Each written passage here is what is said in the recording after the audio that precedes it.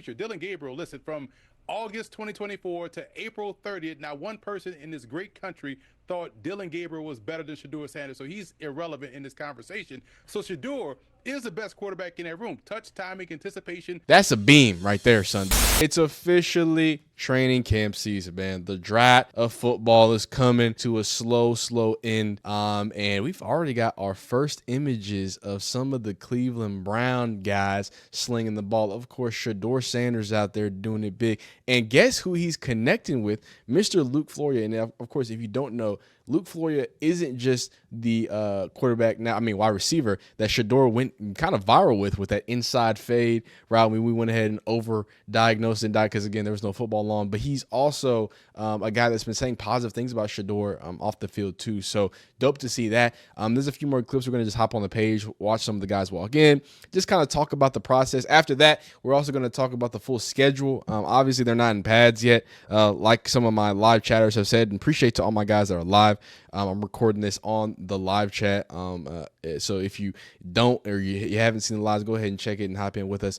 We're also going to talk about this little situation, very small, because we're going to do a separate video about it. But it seems like people are pulling up some old comments from Ben Roethlisberger saying that he didn't enjoy, or Shedeur didn't enjoy his draft enough, which is odd. But then more importantly, I want to talk to you about some of the things that we should be expecting improvement wise from Shedeur, the things that he's going to be going up against. Right, we've had a lot to talk about, or a lot to think about and ponder about. Now is going to be real within the matter of 5 days. So I think there's some things that Shedeur has done great, and of course there's going to be some things for the Shedeur to look at and for you to hopefully see him improve on. But I really appreciate you rocking with us. If you're watching the video, go ahead and like it. If you don't, dislike it.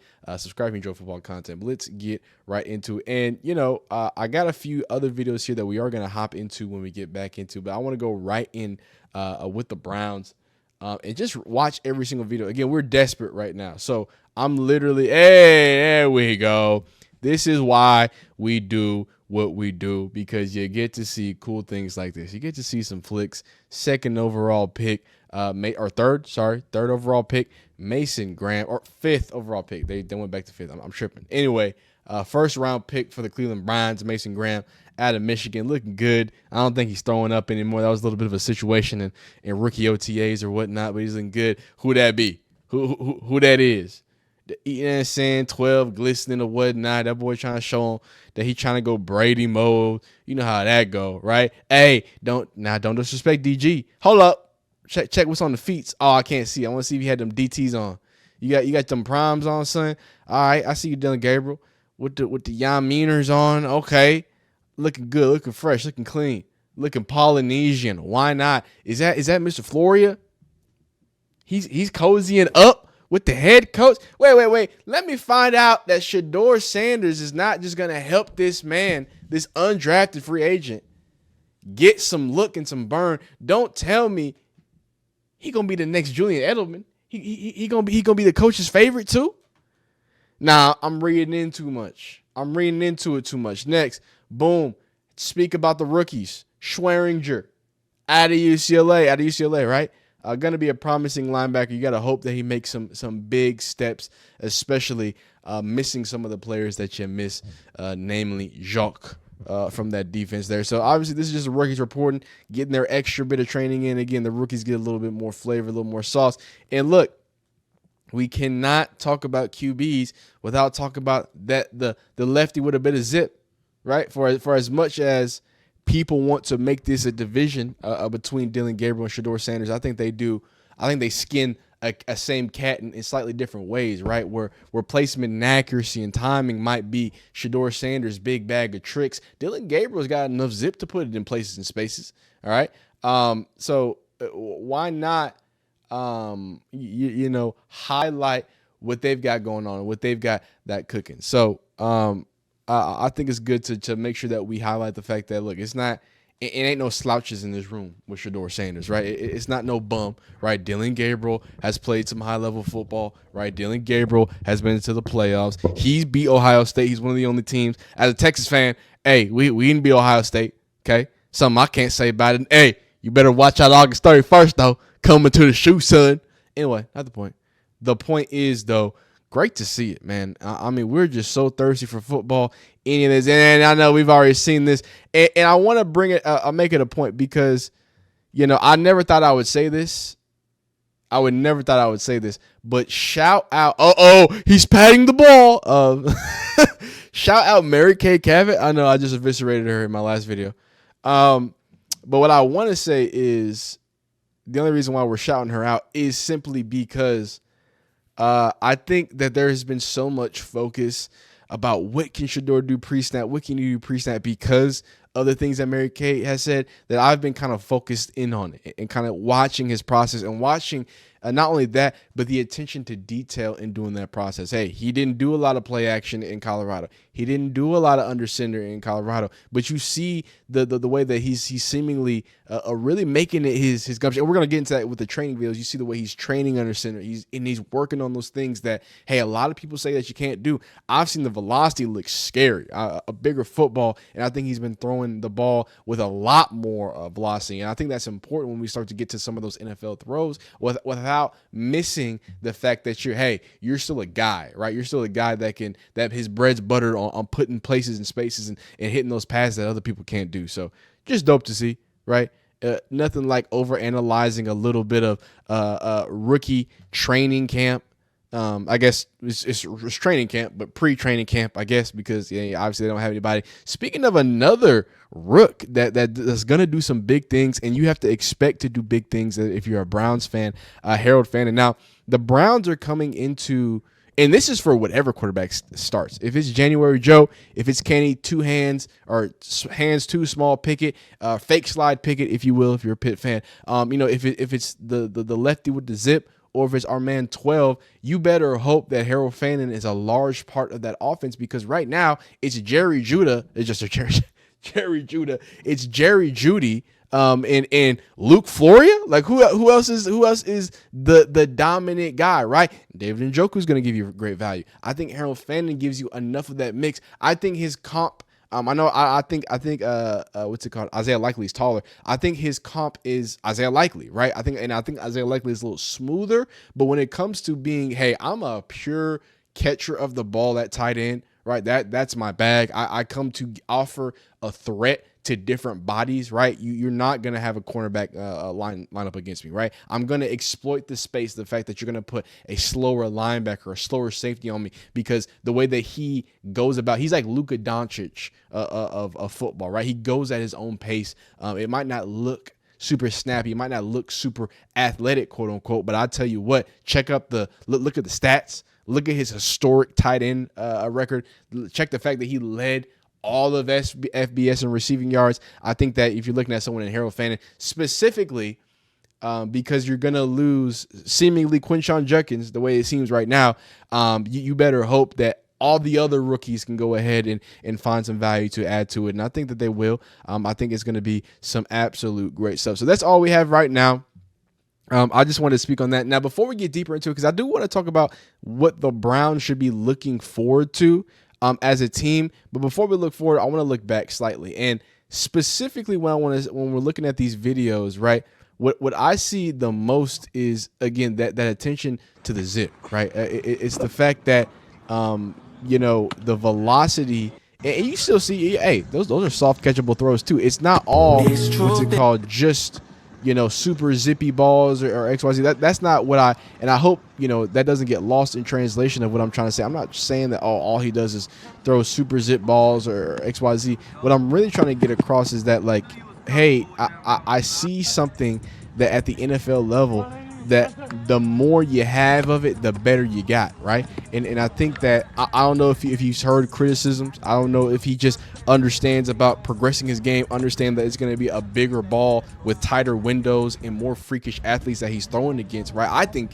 Shedeur understands that, and he's taking that next step to his game. But I've seen, like, when I say more zip, what do I mean, right? That doesn't mean just, okay, more zip. It means, hey, where does that get generated from, right? In these last week, I've talked about in these training videos the fact that he has prioritized changing something that in a few weeks I think you can do, right?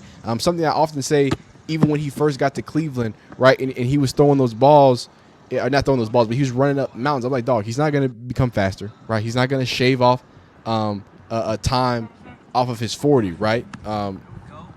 But what can happen? Oh, I didn't even have my thing on. My fault.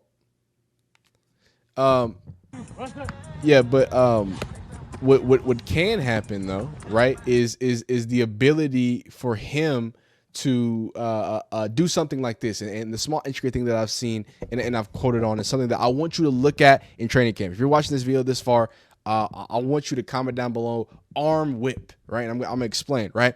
Shedeur Sanders is a phenomenal thrower of the football when it comes to just traditional style. That Tom Brady over the top, super clean. You see the way it comes up, but you see the way that ball is releasing now. You see the force that he's generating. Again, it's not about completely changing who he is. It's the fact that he is effortlessly throwing balls with a very tight spiral while still, of course, having his hallmark catchability, right? Still putting it in great places and spaces for the wide receiver to want to catch it. And that comes down to technique, right? His feet have been something that I marvel at. And I think, you know, getting away from that awful Colorado offensive line has been able to show you that super clean footwork that he had at Jackson State. It's why he was heralded. It's why he was a 3-star and committed to FAU. Let's not get confused. Let's not call him an FCS quarterback because he followed his dad, right? There he is with the attention to detail, to the footwork on the play action. I mean, that's a beam right there, son. That's a beam. So let's talk about it.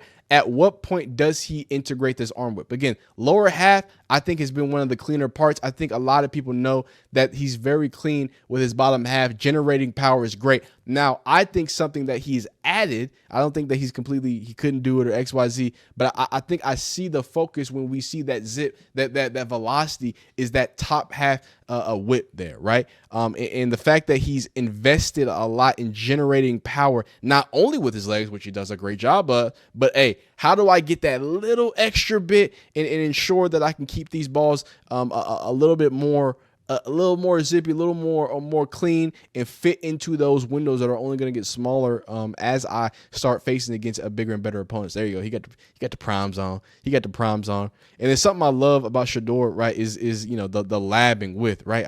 It's almost like you know he's feeling the routes, right? It's not just, hey, go run some routes. It's not, I'm feeling what's going on here. Nice little comeback sesh there too, right? So I think that should be the focus there, is that I think that he's really going about it not only in an NFL way to improve what he's lost or improve what he's not the best at, where he's deficient at, but then at the same time, you know, he's finding a ways to kind of hone us in on those things that he does the best at the highest level. Now, this was a dope little video.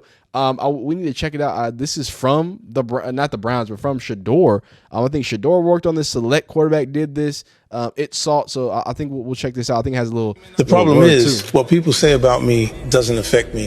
You see, oh wow! There are two kinds of people: those who bark and those who bite. The ones who bark, they're the loudest in the room, always talking, always trying to tear someone down with their words.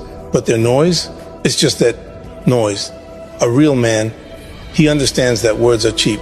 Actions, those speak louder than anything else. So let them talk. Let them whisper behind your back. Spread their rumors while they waste their breath. I thought this was 50 Cent at first. I don't know if this is copyright though, so I'm not really sure how much we can watch. Oof, nice catch. I don't know how much more we can watch, but shout out to Select quarterback. I thought I had one more video. I thought I had one more cool little situated video here. And then one more thing before we get into the next section of videos. We talked about this in another video, man.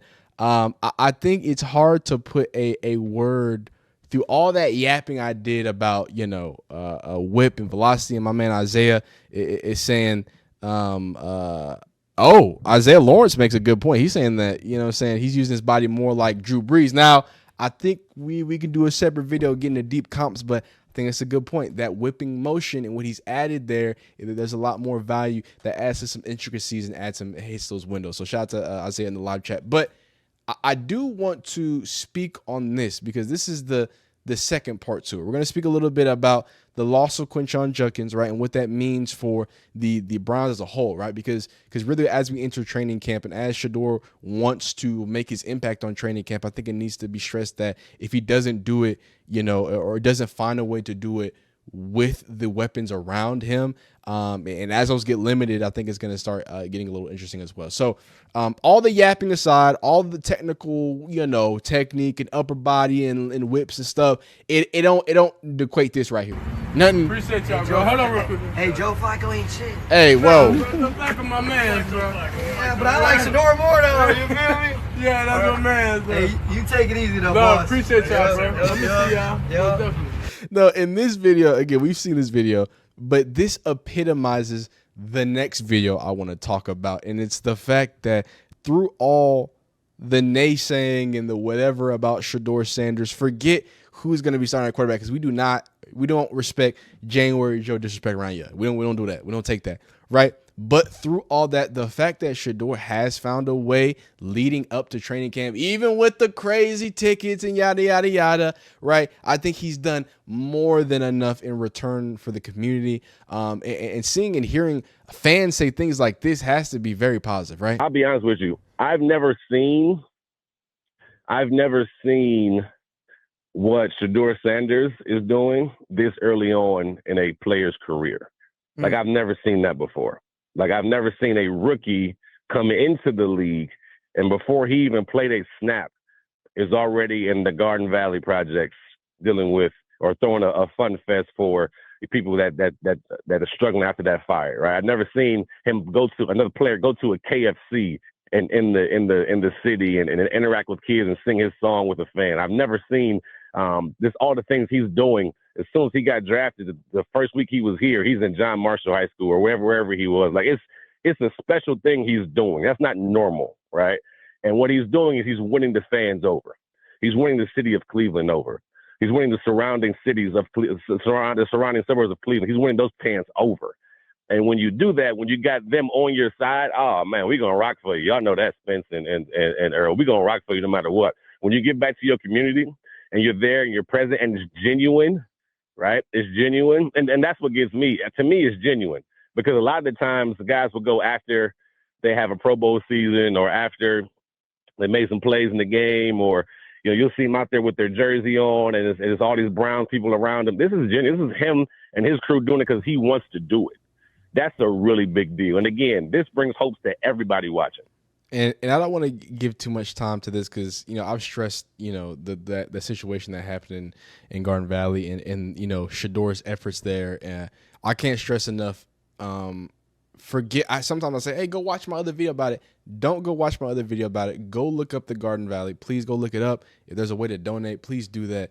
Don't go watch another video. Please take your time to invest, because in my video, what I talked about is the fact that there's a community in Cleveland who had an outcry to their people, to their representatives, was something that I thought could have and should have been avoidable. And now we're looking at here as 120 people that have been displaced and a loss of a life for some people who were looking at a pillar in that community. But not to drag it down too long, my point of watching both of those videos was to say that, we spoke about at large, what's happening with the Browns. Hey, what is Shedeur expected to do? XYZ, right?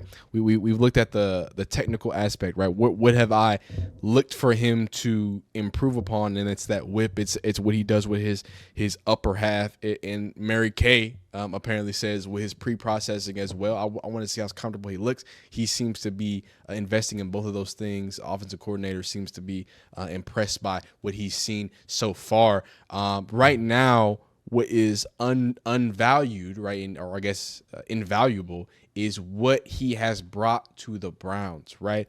You talk about somebody getting 2 speeding tickets, that's fine. And people are like, man, how dare you put this and the Quinshon Judkins thing in the same thing? I'm not, but the media will. You know that, right? That the Browns media will. They will hold those things to the same metric, right? If it bleeds, it leads. If it's controversial, they'll be able to talk about it, right? And it leads me into, hey, not having Quinshon Judkins, but what does that really mean for Shedeur? The fact that besides those, speeding tickets, which I think everybody's gotten speeding tickets, he has gone out of his way to, since he got to Cleveland, give back, give time, grind, do everything, and be the epitome of everything that they said he wasn't as he was making his draft slide. So I think that when you're having the fans believe it, when you have the haters upset, when you have, am I a Glazer? I think I'm a Glazer. That's what they call me. When you have the Glazers talking, I mean, there's nothing really else for us to say. I think at this point, the pads are going to be put on. The test is going to get even greater. Myles Garrett's going to be lined up out there. We're going to have to see what it looks like for Shedeur to get first-team reps. I'm excited. I think he can make something happen, so you let me know below in the comments how you feel and how you think it's going to work at. Continue to be great. Continue to be phenomenal. We'll see you next time. And peace. But